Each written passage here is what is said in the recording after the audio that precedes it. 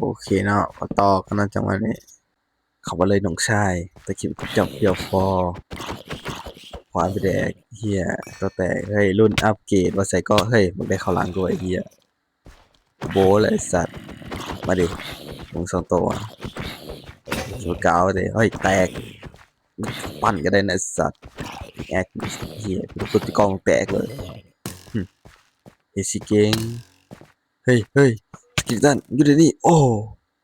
ไอ้สัตว์มือแรกกระลิ่นกูแล้วไอ้เฮียเอาตัวกูแตกเลยไอ้สัตว์เจอกูจะกลับไปล้างแค้นมึงเฮียคาบของก่อนสัตว์ลืมดาบมันคาบเลยแล้วบัดนี้เฮีย1 25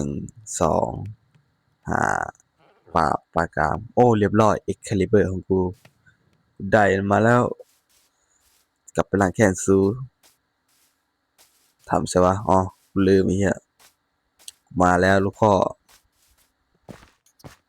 ไอ้สัตว์กูเห็นซูแล้วไอ้เหี้ยให้ทานผมเปิดกูก่อนเนาะจังหวะนี้เนาะมี2 ตัวเนาะไอ้เหี้ยมาดิเหี้ยโอ้ยเหี้ยหึเนี่ยเพื่อนแท้ทะเลาะกันดีมึงได้ชนะมึงเตรียมตัวเลยไอ้เหี้ยสัตว์มานี่กลายเป็นปุ๋ยซะไอ้เหี้ยนี่แหละที่กูต้องการไอ้เหี้ยบ่มีแร่เหล็กให้กูเลยบ่วะบ่มีหางเลยเฮ้ยเสียงวะ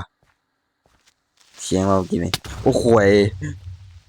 โอ้ยเหี้ยมือสองเลยนี่ไอ้สัตว์ฮู้นอนไอ้สัตว์กลายเป็นโกโก้คันเลยไอ้เหี้ยโอเคยามเช้าที่สดใสไอ้เหี้ยกลับไปเอาของต่อไอ้สัตว์เอาสโตว์กูแตกเลยเมื่อกี้นี่ไอ้เหี้ยฮู้พวกเขาข้างหลังรับบ่ได้วะเหี้ยเอ้ยทำกับแม่งโคตรต่ำเตี้ยเลยดินไอ้เหี้ยบ่มีหางเลยไอ้สัตว์ฮู้เหี้ยกระจุยกระจายพอร์ต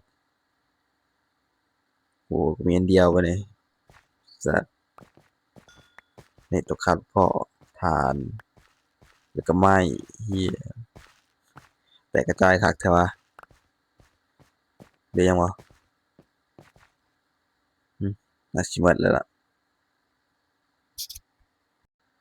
ใส่20,000ในเกมแล้วกูยังบ่ได้เลขเลยเหี้ยวางท็อตเหี้ยท็อตได้มา8อันวางมวยเลขกูเลยติสัตว์เหี้ย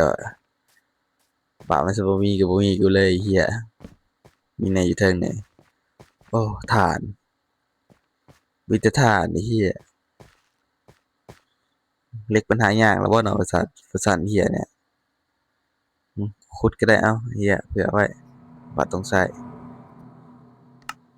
กดหายแล้วบัดนี้ขุดดิสัตว์เอออือฮึอือฮึอือฮึอือฮึอืมจะบอกไปเลยเหี้ยมื้อที่2แล้วกูยังบ่คิดได้สร้างเรือนเลยต้องไปหาทำเลแล้วกูคิดว่าได้สร้างในถ้ำในทวิตแต่ไอ้สัตว์รู้สึกปลอดภัยแล้วไอ้สัตว์ถูกระเบิดตูดหาทำเลแถวติดกำแพงบ่เนาะมีว่าแถวนี้แถวนี้มันก็งามเลยนี่พื้นที่เรียบเนี่ยสร้างเรือนเนี่ยอ้อเหมาะเจาะแต่หามันก่อนไอ้เหี้ยเดี๋ยวสร้างไปแล้วขี้คร้านเลยเหี้ยมีแต่โน่นไอ้สัตว์แถวนะไดวะเฮ้ยข้างหน้ามันจะได้อยู่เว้ยโอ้ไอ้เหี้ยโน่นเฮ้ยภูเขากูสร้างข้างในภูเขานี่เลยบ่เนาะแถวใดดีวะเอ้ยมันก็งามอยู่ได้นี่มีเสาขึ้นนี่เออสร้างเข้าในภูเขาเลยบ่เนาะ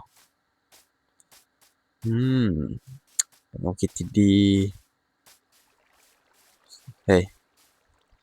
มึงเบิ่งกระจุกกระจิกได้บ่ฮู้เว้ยบ่เป็นตาสร้างเว้ยแถวนี้กลับไปสร้างบ่อนแปลนๆคือเก่าซะบ่เนาะโอเคกูว่าสร้างเท่านี้แหละดีแล้วไอ้เหี้ยแปลนดีโอเควันนี้แหละไอ้เหี้ย บ่ง่ายแหละไอ้เหี้ยบ่เนื้อละบาลายไว้12เหี้ยอาหารกูพอประทังชีวิตแล้วเนี่ยทอดแดงมีไอ้คามได้ปะโอเคเนาะมื้อนี้เมื่อยแล้วพักก่อนไอ้เหี้ยแค่ลิ้นเลยไอ้สัตว์คลิปหน้า